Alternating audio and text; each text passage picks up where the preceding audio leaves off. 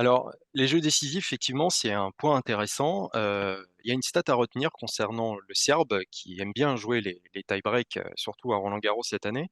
Alors, il n'a pas commis une faute directe dans les tie-breaks lors de ce Roland-Garros, ça vous le savez sans doute, on l'a déjà évoqué, mais il y a encore plus fort parce que d'après, Jeu7mat, notre partenaire durant toute cette saison, Novak Djokovic est devenu le premier joueur à gagner 6 tie-breaks consécutifs pour remporter Roland-Garros.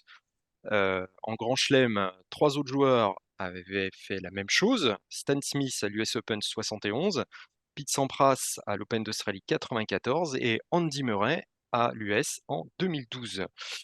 Novak Djokovic a dit une chose intéressante, après son match. Il a dit que quand il était petit en Serbie, il jouait énormément de tie-break, que l'essentiel de ses jeux, c'était de remporter des tie-breaks, donc c'est quelque chose que quelque part il a nourri tout au long de sa carrière et donc très petit, mais est-ce que cette stat vous étonne particulièrement? Pas vraiment parce que c'est un monstre. C'est ce qui fait la différence entre les très bons joueurs, même les très grands joueurs et les monstres du jeu, quoi. Il y en a eu 3 monstres du jeu et lui, c'est le plus grand des 3 monstres maintenant, vous voyez? Et ça m'étonne pas vraiment parce qu'il arrive à être c'est ça qui est complètement dingue, c'est d'arriver à être le meilleur à chaque fois dans les moments les plus chauds, quoi. Je vous dis, il y a eu ce contre Kachanov, il perd quand même la première manche, donc s'il perd le tie-break, il est mené 2-7-0, mais ce tie-break, il le survole. On a l'impression qu'il a 0 pression alors que la pression est énorme d'être mené 2 manches à 0. Il met 7-0, en jouant parfaitement et là, le tie-break, on s'est regardé, on et je sais pas, on n'avait aucune crainte pour lui, on a l'impression qu'il allait forcément le gagner et il survole ce tie-break encore, donc c'est pas très étonnant. Ça m'a fait penser d'ailleurs, j'ai pensé pendant cette finale à celle de Wimbledon 2019 contre Roger Federer où Novak Djokovic ne joue pas très bien, n'est pas le meilleur des 2 joueurs sur le court. Il y a les 2 sets qu'il perd, il les perd, sèchement. Il marque moins de points que Federer, il a beaucoup moins de points gagnants que Federer aussi sur ce match-là, mais il gagne 3 tie-breaks, 3 tie-breaks et en fait, c'est une marque de fabrique là encore, hein, mais c'est la marque vraiment des tout meilleurs et c'est la marque aussi des joueurs qui ont un mental d'acier, ce qui est son cas. C'est une marque de fabrique effectivement, heu, niveau mental, on avait Nadal effectivement, il y a eu Connors à une époque, il y avait Nadal et Djokovic et je crois était encore plus haut en termes de niveau mental, de force mentale. C'est complètement dingue ce qu'il nous propose depuis, 15 ans maintenant et notamment depuis la trentaine. Donc moi je suis pas étonné parce que, c'est toujours dans ces moments-là qu'il arrive à mettre un petit coup de pression supplémentaire, qu'il arrive à élever un petit peu son niveau de jeu et finalement à dépasser son adversaire. C'est le king du money time, en fait. Exact.